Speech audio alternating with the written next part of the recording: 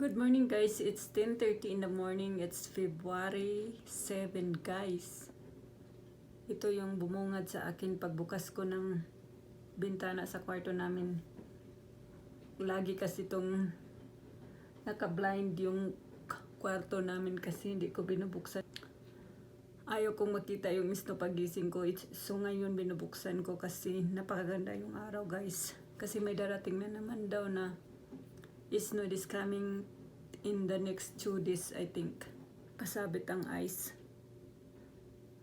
Pag-araw is lagi kaming nag-hike or skinned up. So ngayon lang, simula nung binili ko yung skinned up ko is yung parang skiing na equipment guys. Yung nasa video ko is 3 araw ko pang nagamit simula kasi after kong ginamit 3 days is nag-snow. So hanggang ngayon hindi pa kami nakabalik. Oh wow! Look at that guys! Grabe yung snow lumilipad parang kristal! Wow! Grabe ang windy talaga guys! Lalo na the higher you go is the windy. Really windy. Pero it's really beautiful day guys. Here up in the Rockies.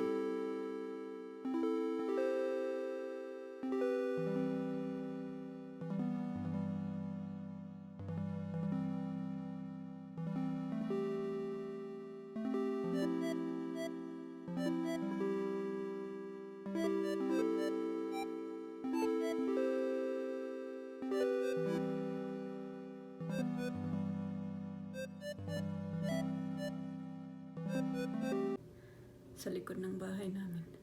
Oh wow! Yung snow na lumilipad talaga is para siyang crystal. Napakabusila. Ay ano ba yun yung basta ang parang crystal talaga siya guys. Ang napakaganda. Guys na nakasabit sa bubong is parang kalaway ng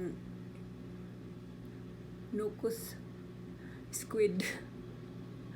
So grabe talaga. Pero yung asawa ko is lumabas na kanina maaga.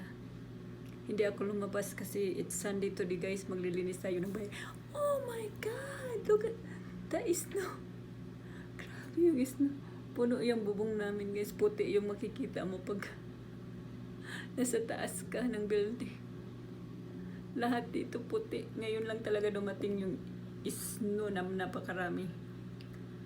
Din maraming tao sa bukid, maraming nag-skiing. So inaano namin na hindi pwede naman din kami mag-skiing. Kasi sa ngayon guys, stop muna kami this year. Kasi hindi naman ako nagtatrabaho sa bukid. Wala akong pass at saka yung asawa ko din hindi siya bumili ng pass niya sa skiing. Yung parang ticket guys. I mean ticket. Kasi bawal ka namang, hindi ka naman makasakay ng gondola pag mag-skiing ka pa. Pag wala kang ticket. Napakamahal ng ticket dito guys sa mag-skiing ka dyan sa bukid. So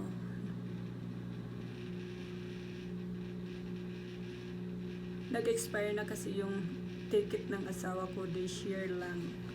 So dapat bumili siya ngayong year pero kinancel niya kasi ayaw niya muna kasi itong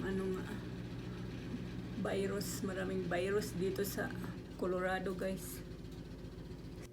So yun lang yung ginagawa namin this year kasi na-stuck tayo dito sa coronavirus. So pag summer na dito guys is marami ka namang magagawa pag summer. Ngayong winter is wala ka talaga on. So ayan guys, binuksan ko yung kabilang bintana ng kwarto namin.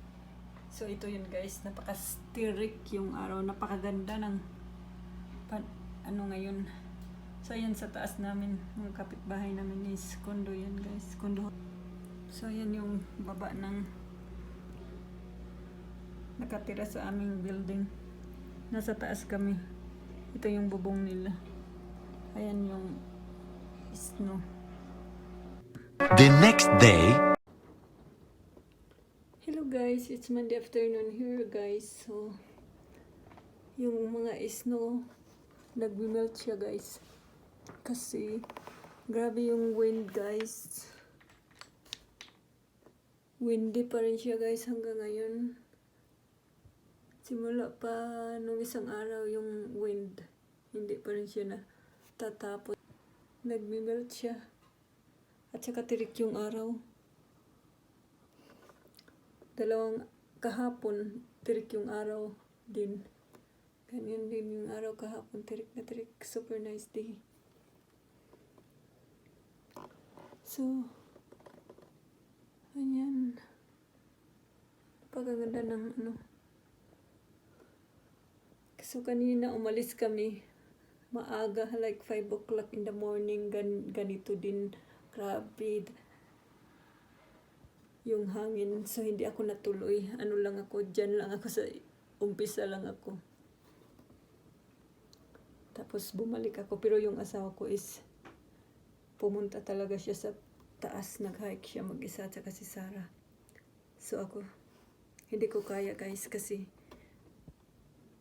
malamig kahit nag-workout ka pa, paakyat, malamig pa din. Lalo na pag bumaba ka. So, after na ng snow, kami mag-skinned up. Ako mag-skinned up, pero yung asawa ko is araw-araw talaga siya nag-hike, kundi mag-hike skinned up. So, ako, bago pa lang kasi yung ano ko, yung skinned up ko. So, 3 beses ko pa nagamit simula nung binili ng asawa ko. So, pag nakahiga ako, nagkalabog yung mga bubong. Pero ayos yung ano, nahuhulog sa bubong. Ayun, parang galaway ay ano, octopus yung mga ice nakasabit sa bubong. So, okay guys, happy Monday everyone. Please like and subscribe guys. Thank you so much. So, ayan. Sa likod lang ito ng bahay namin.